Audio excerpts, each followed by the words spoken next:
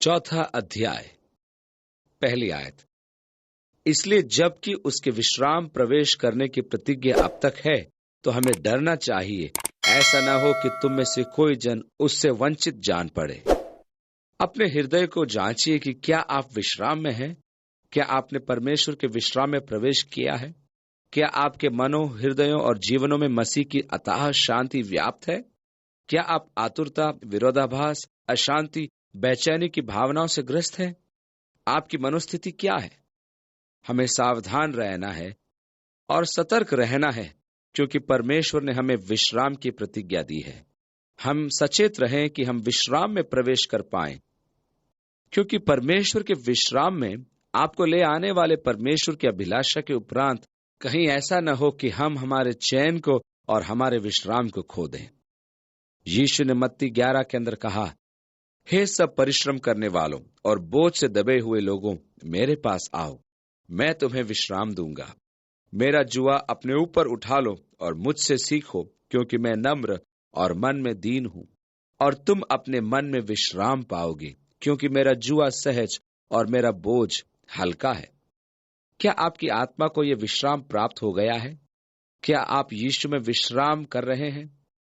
यही एक मुख्य विषय है, क्योंकि अनेक मसीही हैं जो इस मसीह में विश्राम को समझ नहीं पाए हैं। अनेक हैं जो परमेश्वर को प्रसन्न करने के लिए कर्म की नीति को अपनाते हैं। अन्य हैं जो अविश्वास के कारण अपने जीवन के निमित्त संपूर्ण समर्पण नहीं कर पाए हैं। वे भली भांति जानते हैं कि परमेश्वर विश्वास योग्य है और वह उसकी सुरक्षा करेगा जो उसको समर्पित की गई है, परंतु अपने अविश्वास के कारण वे विश्राम में नहीं आ पाते। दूसरी आयत में लिखा है, क्योंकि हमें उन्हीं की नाई सुसमाचार सुनाया गया है, पर सुने हुए वचन से उन्हें कुछ लाभ न हुआ, क्योंकि सुनने वालों के मन में विश्वास के साथ नहीं बैठा। परमेश्वर ने विश्राम की प्रतिज्ञा की है, परंतु मेरी भूमिका में उस पर विश्वास करना आवश्यक है। मैं उसमें विश्वास के द्वारा प्रवेश करता हूं। यदि मैं विश्राम में प्रवेश न करूं, तो मैं मानसिक अशांति और विरोधाभास से ग्रस्त रहूंगा। क्या आप विश्वास करते हैं कि परमेश्वर आपको इस विश्राम का अनुभव कराना चाहता है? क्या आप विश्वास करते हैं कि परमेश्वर आपके जीवन को नियंत्रित करता है? क्या आप विश्वास करते हैं कि परमेश्वर आपसे प्रेम करता है? यदि आप इन बातों पर विश्वास करते हैं, तो आप इस विश्राम में प्रवेश करते हैं। यदि परमेश्वर संपूर्ण नियंत्रण रखता है, तो फिर मैं क्यों चिंता करूं? परमेश्वर सब कुछ संभाल लेगा। कभी कभी हमारा आचरण सोचने पर बाध्य करता है कि परमेश्वर ने अपने सिंहासन को त्याग दिया है और अब वह नियंत्रण नहीं करता, वही नियंत्रण करता है। और यदि मैं उस बात को अपने आप को बार बार याद दिलाता हूं, तो फिर मुझे चिंता करने की जरूरत नहीं है, मैं विश्राम को पा सकता हूं। तीसरी आयत में लिखा है, और हम जिन्होंने विश्वास किया है उस विश्राम में प्रवेश करते हैं, जैसा उसने कहा कि मैंने अपने क्रोध में शपथ खाई कि वे मेरे विश्राम स्थान में प्रवेश करने न पाएंगे, यद्यपि जगत की उत्पत्ति के समय से उसके काम हो चुके थे। हम जिन्होंने विश्वास किया है, यही तो प्रवेश करने का मर्म है। विश्राम विश्वास के द्वारा ही प्राप्त होता है। अनेक जन हैं जो कहते हैं कि विश्वास में विश्राम कठिन है। हमारे विचार में यदि परमेश्वर ये प्रकट कर दे कि क्या कर रहा है, तो हमें विश्राम प्राप्त हो जाएगा। यदि परमेश्वर किसी समस्या के आने का कारण समझा दे और यह भी समझा दे कि उस गंभीर समस्या से क्या भलाई उत्पन्न होगी, तो हमें विश्राम प्राप्त हो जाएगा। यदि हमें ये सब बातें समझ में आ जाए, तो हम विश्राम पाने में सफल हो जाएंगे। मात्र विश्वास द्वारा विश्राम पाना तो कठिन है। वे नहीं जानते कि जिस विश्वास में विश्राम उन्हें कठिन प्रतीत होता है, उसी विश्वास में विश्राम निहित है। आप कामों के द्वारा या अपने प्रयास के द्वारा विश्राम प्राप्त नहीं कर सकते। आप जब तक उस अवस्था में नहीं होते हैं जिसमें आप मसीह को अपना सर्वस्व समर्पित न कर दें, आप कभी विश्राम में प्रवेश करने न पाएंगे। मेरे जीवन की परिस्थितियों पर मेरा कोई नियंत्रण नहीं है, अतः मैं अपना जीवन परमेश्वर के सुपुर्द कर देता हूं और विश्वास रखता हूं कि वह अपनी प्रामाणिक योजना को मेरे जीवन में पूरा करे। ऐसे संपूर्ण विश्वास से मुझे विश्राम प्राप्त होगा। जब मैं संपूर्ण रूप से परमेश्वर को समर्पित हूं और उसके नियंत्रण के लिए अपने आप को अलग किए हुए हूं और मेरा मन केवल उसी में लगा है, तो वो मुझे सिद्ध शांति में स्थिर रखेगा। वहां लिखा है, और हम जिन्होंने विश्वास किया है उस विश्राम में प्रवेश करते हैं, जैसा उसने कहा कि मैंने अपने क्रोध में शपथ खाई कि वे मेरे विश्राम स्थान में प्रवेश करने न पाएंगे, यद्यपि जगत की उत्पत्ति के समय से उसके काम हो चुके थे। देखिए, अब जहां तक कामों का प्रश्न है, वे सब परमेश्वर द्वारा रचे गए हैं। यदि मुझे कामों पर विश्वास करना है तो केवल परमेश्वर के कामों पर। यूहन्ना में उन्होंने उससे कहा, परमेश्वर के कार्य करने के लिए हम क्या करें? यीशु ने उन्हें उत्तर दिया, परमेश्वर के कार्य यह है कि तुम उस पर जिसे उसने भेजा है विश्वास करो। यह वह संपन्न कार्य है जिसे मसीह ने हमारे लिए पूरा किया है। आपके उद्धार के इस कार्य में आप एक बिंदु भी नहीं जोड़ सकते। परमेश्वर के द्वारा आपके स्वीकार किए जाने में आप कुछ भी योगदान नहीं कर सकते। परमेश्वर ने आपको मसीह यीशु के संपन्न कार्य में होकर आपको उसके द्वारा ग्रहण किया है। आप अपने न्यायोचित किए जाने की प्रक्रिया में भी भाग नहीं ले सकते। पौलुस ने गलातियों की कलीसिया को अपने पत्र में लिखा, हे निर्बुद्धि गलातियों, किसने तुम्हें मोह लिया है? तुम्हारी तो मानो आंखों के सामने यीशु मसीह क्रूस पर दिखाया गया।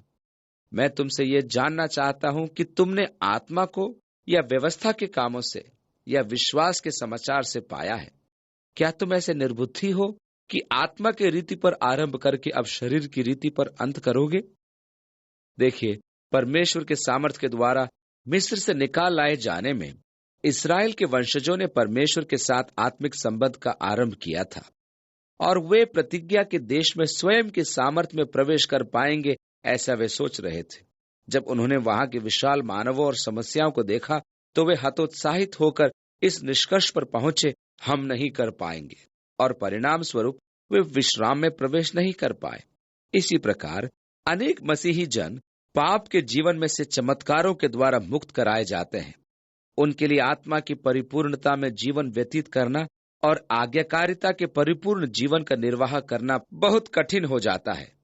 वे कहते हैं, ओह, मैं तो ऐसा कभी नहीं कर पाऊंगा, ये तो मेरी क्षमता से परे है, मैं इतना सदाचारी नहीं हो सकता। परमेश्वर ने कहा है, अब तुम जानो कि अब से आगे क्या करना है। वे धर्मशास्त्र से भी संबंध देते हैं। वे कहते हैं, डरते और कांपते हुए अपने अपने उद्धार का कार्य पूरा करते जाओ, परंतु वे उस पद को पूरा संदर्भित नहीं करते हैं जो आगे कहती है, क्योंकि परमेश्वर ही है जिसने अपनी सुइच्छा निमित्त तुम्हारे मन में इच्छा और काम दोनों बातों के करने का प्रभाव डाला है। जब आप पद को पूरा पढ़ते हैं तभी वास्तविक अर्थ निकलता है। वह मेरे अहम भाव को परमेश्वर पर आश्रित करता है। वह मेरी सामर्थ्य को स्थानांतरित करके परमेश्वर की सामर्थ्य से मुझे युक्त कर देता है। यह परमेश्वर ही है जो मुझ में इच्छा और कार्यों द्वारा सक्रिय है। मुझ में कार्य करने की क्षमता नहीं है, परंतु परमेश्वर उस कार्य को करने के योग्य मुझे वरदान देता है। मैं परमेश्वर में आस्था और विश्वास रखता हूं कि वह मुझसे वो कार्य करवाएगा। मैं परमेश्वर में विश्राम कर रहा हूं और मुझे उसके साथ वो महिमा में शांति प्राप्त है। हम इस दीर्घकालीन प्रयास में सिद्ध तो नहीं हुए, फिर भी हम इसी मार्ग में आगे बढ़ रहे हैं। परमेश्वर उस कार्य को करने में सक्षम है जिसे करने में मैं और आप असमर्थ हैं। आत्मा से आरंभ करके मुझे आत्मा में स्थिर रहना है और आत्मा के प्रति समर्पित होना है कि परमेश्वर मुझ में सक्रिय हो और मैं उसमें विश्राम प्राप्त करूं। परमेश्वर मुझे स्थिर रहने में योग्यता प्रदान करता है। वह मुझे पतन से सुरक्षित रखता है। मैं उसमें विश्वास रखता हूं और आश्वस्त हूं। मैं उसमें और उसके क्रूस के कार्य में विश्राम पाता हूं। 4 और 5 में लिखा है, क्योंकि 7वें दिन के विषय में उसने कहीं यूं कहा है कि परमेश्वर ने 7वें दिन अपने सब कामों को निपटा करके विश्राम किया, और इस जगह फिर वो यह कहता है कि वे मेरे विश्राम में प्रवेश न कर पाएंगे। परमेश्वर ने अपने सृष्टि के कार्यों से निपटकर 7वें दिन विश्राम किया, क्योंकि सृष्टि की रचना की जा चुकी थी। परमेश्वर ने सब्त के दिन की स्थापना की और उसने कहा, 6 दिन तक तो अपना काम काज करना और 7वें दिन विश्राम करना। यह सब्त का विश्राम जिसे मूसा ने व्यवस्था में समाहित किया था, मसीह में एक विश्वास का विश्राम है। समस्या तो यह है कि उन्होंने सब्त के दिन को विश्राम का वर्क टिप्स में परिवर्तित कर दिया, जो आज भी प्रचलित है। उन्होंने सब्त के दिन के विश्राम के लिए अनेक नियम एवं निर्देश प्रतिपादित कर दिए, जैसे तू इस दिन में ये नहीं कर सकता, या ये बोझ नहीं उठा सकता, या अपने जानवर को गड्ढे से उठा नहीं सकता इत्यादि। मेरे विचार में ये सब मनुष्य द्वारा प्रतिपादित कार्य थे। सब्त का दिन उस विश्राम का प्रतिरूप था जो वास्तव में परमेश्वर की प्रजा को मसीह में प्राप्त होता है। उसका मूल तत्व मसीह है। इसलिए खाने या पीने या पर्व या नए चांद या सप्तों के विषय में तुम्हारा कोई फैसला न करे, क्योंकि ये सब आने वाली बातों की छाया है, पर मूल वस्तुएं मसीह की हैं, अर्थात मूल तत्व यीशु है। आज भी ऐसे मसीही हैं जो सब्त के आधार पर चलते हैं। वे आराधना भी सब्त के दिन ही करते हैं। यदि आप व्यवस्था के आधार पर आचरण करना चाहते हैं तो आपको उसके श्राप से अनभिज्ञ न होना होगा। व्यवस्था के अनुसार जितने लोग व्यवस्था के कामों पर भरोसा रखते हैं वे सब श्राप के अधीन हैं, क्योंकि लिखा है कि जो कोई व्यवस्था की पुस्तक में लिखी हुई सब बातों के करने में स्थिर नहीं रहता वह श्रापित है। 4 अध्याय की 6 आयत से आगे लिखा है, तो जब यह बात बाकी है कि कितने और हैं जो इस विश्राम में प्रवेश करें, और उसका सुसमाचार पहले सुनाया गया, उन्होंने आज्ञा न मानने के कारण उसमें प्रवेश न किया, तो फिर वह किसी विशेष दिन को ठहराकर इतने दिन के बाद दाऊद की पुस्तक में उसे आज का दिन कहता है, जैसे पहले कहा गया कि यदि आज तुम उसका शब्द सुनो तो अपने मनों को कठोर न करो। आज प्रभु बलपूर्वक कहता है, और उसने लगभग 5 बार कहा है। इज़राइल की मरुस्थल में विफलता से आज तक बहुत लंबा समय निकल गया है, परंतु वे आज तक विश्राम में प्रवेश नहीं कर पाए। उनकी विफलता के लंबे समय पश्चात भी आज परमेश्वर उस दिन के विषय में कहता है जिस दिन वे विश्राम में प्रवेश कर पाते। भजन 85 में दाऊद अपने युग के इज़राइल से आग्रह करता है, आज अपने मनों को कठोर न करो जैसा कि उन्होंने मरुस्थल में किया था, परंतु उस विश्राम में प्रवेश करो जो परमेश्वर के पास तुम्हारे लिए है। 8वीं आयत में, और यदि यहोशू उन्हें विश्राम में प्रवेश कर लेता तो उसके बाद दूसरे दिन की चर्चा न होती।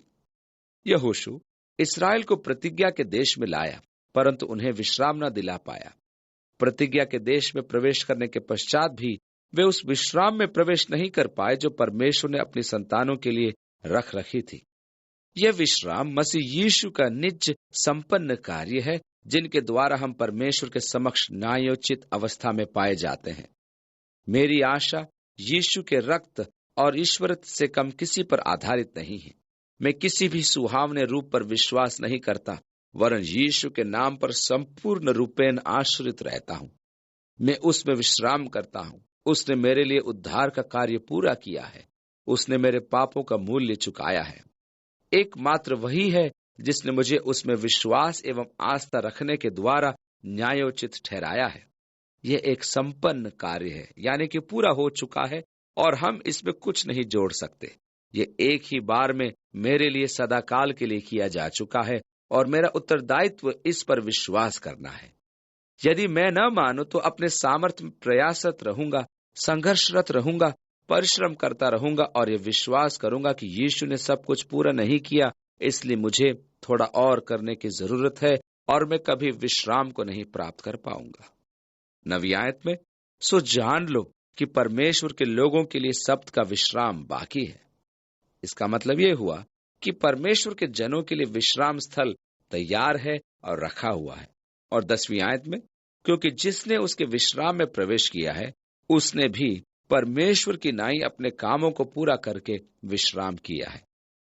जब एक बार सृष्टि का कार्य संपन्न हो गया तो परमेश्वर ने परिश्रम करना समाप्त कर दिया। उसने 7वें दिन विश्राम किया। इसी प्रकार जब एक बार मसीह यीशु के द्वारा उद्धार का कार्य पूर्ण हो गया है तो मनुष्य के उद्धार के बारे में परमेश्वर ने विश्राम किया। यीशु ने कहा, मेरा भोजन यह है कि अपने भेजने वाले की इच्छा के अनुसार चलूं और उसका काम पूरा करूं। क्रूस पर लटके हुए यीशु ने पुकार कर कहा था, पूरा हुआ, अर्थात परमेश्वर को दिया हुआ काम कि मनुष्य के उद्धार को संपन्न किया जाए, यीशु ने पूरा किया। अब और कुछ नहीं बचा कि परमेश्वर मनुष्य के उद्धार के लिए करे। उसने यीशु के माध्यम से उद्धार का मार्ग हमें प्रदान किया। अब आपके ऊपर निर्भर करता है कि आप परमेश्वर के इस वरदान या उपहार को विश्वास द्वारा ग्रहण करें या नहीं। 11वीं आयत में लिखा है, सो हम उस विश्राम में प्रवेश करने का प्रयत्न करें।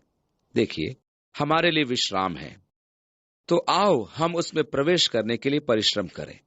शैतान प्रत्येक चरण आपको ललकारेगा और कहेगा कि आप नहीं कर सकते, आप पवित्र एवं शुद्ध जीवन व्यतीत नहीं कर सकते। परंतु यदि हम विश्वास रखें तो ये आपके और मेरे जीवन में परमेश्वर का कार्य है, जो हम कभी नहीं कर पाएंगे, पर वो हमारे लिए करेगा। मुझे उसमें विश्वास एवं आस्था रखनी है कि वो करेगा। परमेश्वर हमारे हृदयों एवं जीवनों को यीशु के द्वारा जैसा चाहता है वैसा ही बनाएगा। मेरे विचार में प्रत्येक शारीरिक प्रयासों के पीछे शैतान का ही प्रोत्साहन होता है। वो भली भांति जानता है कि हम स्वयं के प्रयासों में असफल रहेंगे और निरुत्साहित होकर विचलित हो जाएंगे और मसीह में विश्राम को प्राप्त नहीं करेंगे।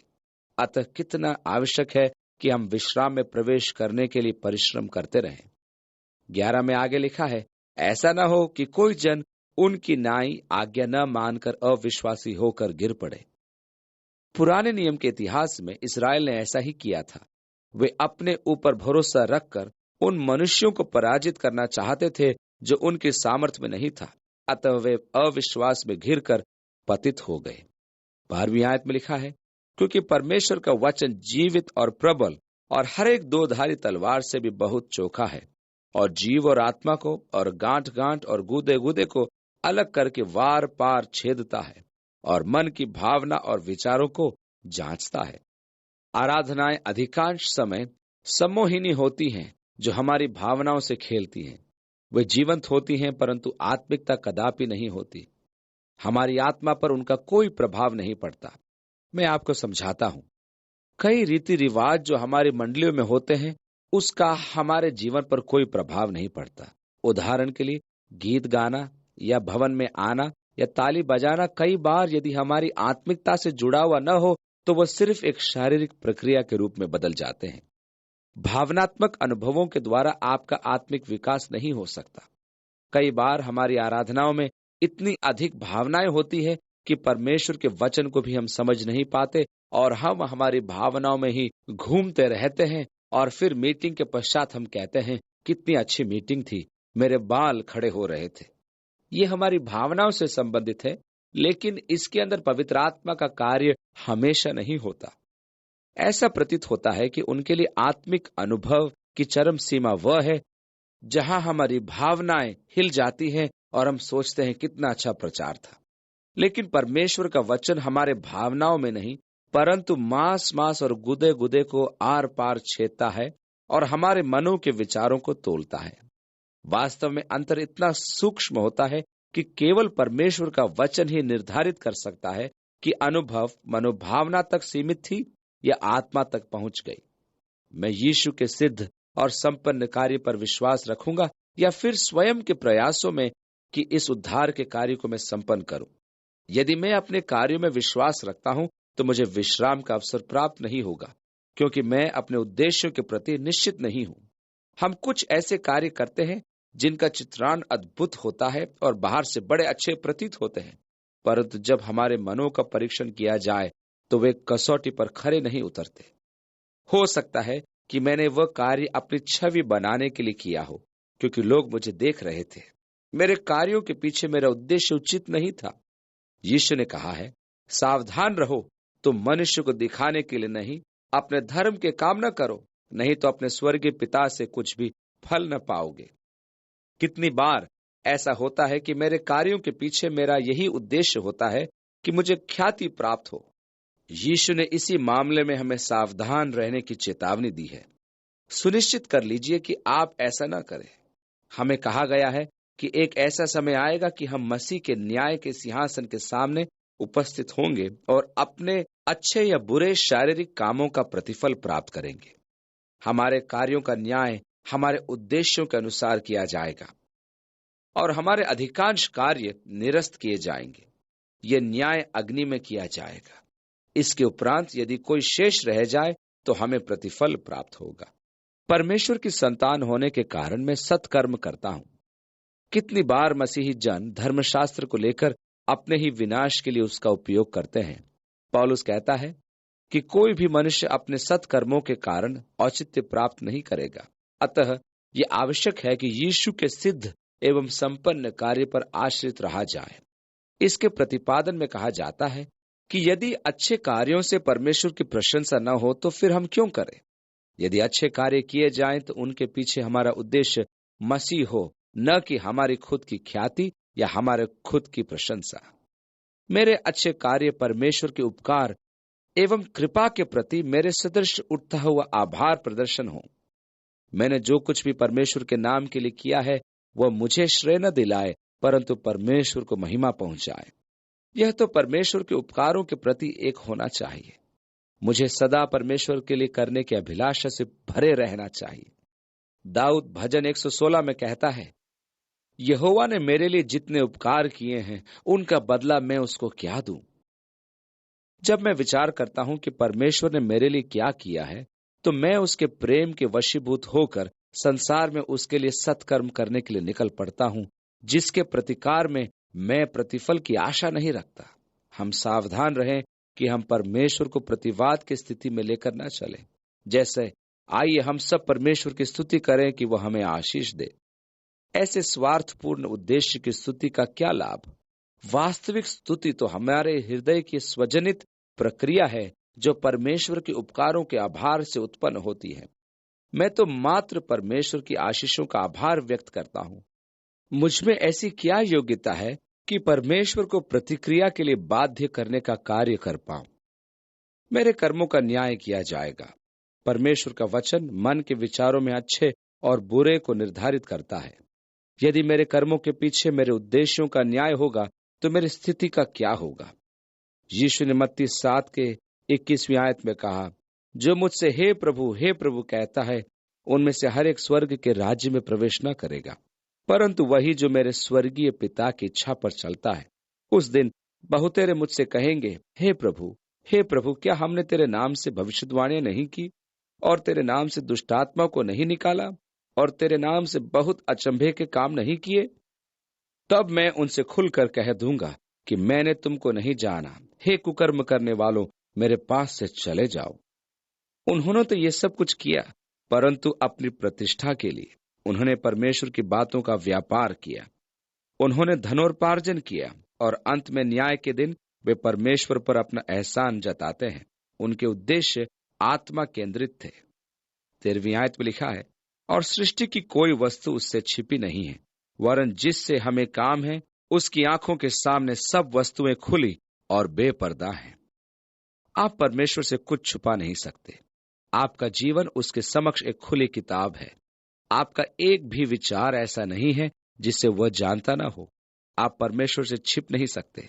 दाऊद परमेश्वर से याचना करके कहता है, तू मेरे विचारों के उत्पन्न होने से पूर्व ही उन्हें जानता है। परमेश्वर प्रत्येक कार्य को जानता है और वह उनके उद्देश्यों को भी जानता है।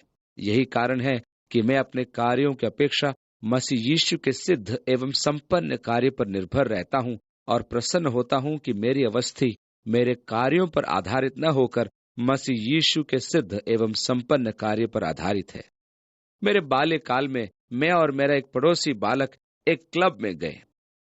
हम अपने टी शर्ट के नीचे टॉर्च रखकर ले गए ताकि हमारा रूप लड़कियों का सा दिखे। मेरी माँ ने आकर हमें पकड़ लिया। मैंने पूछा, आपको कैसे मालूम हुआ कि मैंने क्या किया? उसने कहा, मैं कपड़े प्रेस कर रही थी और परमेश्वर ने मुझ पर यह प्रकट किया। मेरी माँ एक परमेश्वर परायण स्त्री थी जिस पर परमेश्वर ने मेरे विषय में यह प्रकट किया। परमेश्वर ने हर बार मेरी मुखबिरी की और मैं कोई शैतानी नहीं कर पाया। जब मुझे यह आभास हो गया तो मैं डर गया कि परमेश्वर मेरी माँ को सब कुछ बता देगा और मैं परेशानी में पड़ जाऊंगा। आप परमेश्वर से कुछ छिपा नहीं सकते और प्रयास करें भी तो वो मूर्खता ही होगी। 14वीं आयत में लिखा है, इसलिए जब हमारा ऐसा बड़ा महायाजक है जो स्वर्गों से होकर गया है, अर्थात परमेश्वर का पुत्र यीशु, तो आओ हम अपने अंगीकार को दृढ़ता से थामे रहें।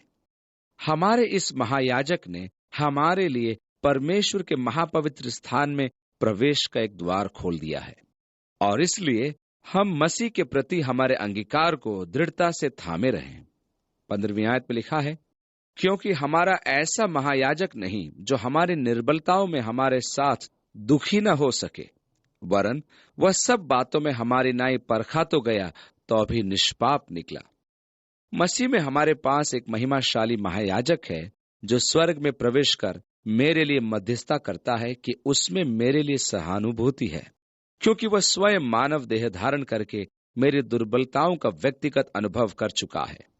16वीं आयत में, इसलिए आओ हम अनुग्रह के सिंहासन के निकट हियाव बांध कर चलें कि हम पर दया हो और वह अनुग्रह पाए जो आवश्यकता के समय हमारी सहायता करे। मैं यीशु के बिना अनुग्रह के सिंहासन के समक्ष कैसे निर्भय होकर आ पाता? क्या आप स्वयं सिंहासन के समक्ष उपस्थित होकर परमेश्वर से अपने कार्यों का उल्लेख करने के योग्य हैं? नहीं, ये कार्य तो केवल महायाजक यीशु ही कर सकता है, क्योंकि उसने मेरे प्रत्येक मानवीय गुणों का व्यक्तिगत अनुभव किया है। मैं अनुग्रह के सिंहासन के समक्ष निर्भय होकर आता हूं। यह सिंहासन न्यायालय नहीं है जहां मुझे भले या बुरे का प्रतिफल दिया जाएगा। यह वेतन अधिकारी का कक्ष नहीं है जहां मुझे अपने परिश्रम का पारिश्रमिक प्राप्त होगा। यह तो अनुग्रह का सिंहासन है जहां मुझे अपनी आवश्यकताओं के समय के लिए अनुग्रह पर अनुग्रह प्राप्त होगा, जो मेरे कामों के अनुसार नहीं होगा। मैं तो परमेश्वर के उस आमंत्रण पर उपस्थित होता हूं जो उसने मुझे अर्थात अपनी संतान को दिया है कि निर्भय होकर वहां उपस्थित हो जाऊं। भले और बुरे के प्रतिफल का विचार हमारे मन मस्तिष्क में बचपन से ही बैठा दिया जाता है कि हमें अच्छे कामों का पुरस्कार मिलेगा और बुरे कामों का दंड। हमारे लिए यह अत्यधिक महत्वपूर्ण है कि हम ये जान ले कि हम परमेश्वर के समक्ष उसके अनुग्रह के कारण ही उपस्थित हो सकते हैं, न कि अपने कार्यों की श्रेष्ठता के कारण। यदि मेरे कार्यों को आधार माना जाए तो संभव है कि हम वहां जा ही नहीं पाएंगे, परंतु अनुग्रह के द्वारा मैं कभी भी वहां उपस्थित हो सकता हूं। मेरे कर्मों का प्रतिफल तो नगण्य होगा, परंतु अनुग्रह द्वारा मुझे सब कुछ प्राप्त होता है। परमेश्वर मुझसे प्रेम रखता है, इसलिए वह मुझे प्रचुरता से यह दान प्रदान करता है। वह अनुग्रहकारी, प्रेमी तथा अनुकंपी पिता है जो मेरी आवश्यकताओं को जानता है और मुझसे सहानुभूति रखता है। इसलिए आप परमेश्वर के समक्ष अपने कर्मों के आधार पर नहीं, पर यीशु मसीह के सिद्ध एवं संपन्न कार्यों के आधार पर वहां उपस्थित होंगे। प्रभु, मैं तो आपके उस आमंत्रण के आधार पर आता हूं जिसमें आपने मुझे यीशु के माध्यम से अनुग्रह प्राप्त करने का आमंत्रण दिया है। प्रभु, मैं तुझ में विश्वास रखता हूं कि यद्यपि मैं इस योग्य नहीं तो भी तू मेरी सहायता करेगा और मेरे अयोग्य होने पर भी मुझे आशीष प्रदान करेगा, क्योंकि तू प्रेम से पूर्ण परमेश्वर है और अत्यधिक अनुग्रहकारी है। मैं तुझसे आज ही आशीष पाने की याचना करता हूं, क्योंकि यह मेरा विश्वास है तो तू इसे पूरा भी करेगा। आशीषों की कमी का कारण भक्ति की कमी नहीं, परंतु विश्वास की कमी है, क्योंकि आशीष विश्वास और आस्था का ही कर्मकालक है। यदि मैं परमेश्वर को निराश करता हूं तो मैं ये सोचकर नहीं करता हूं कि परमेश्वर मेरी सहायता नहीं करेगा। अनेक बार मेरी विफलताएं मेरे विश्वास में बाधा बन जाती हैं, क्योंकि मैं यीशु के संपन्न कार्य की तुलना में अपने कार्यों को आगे रखता हूं।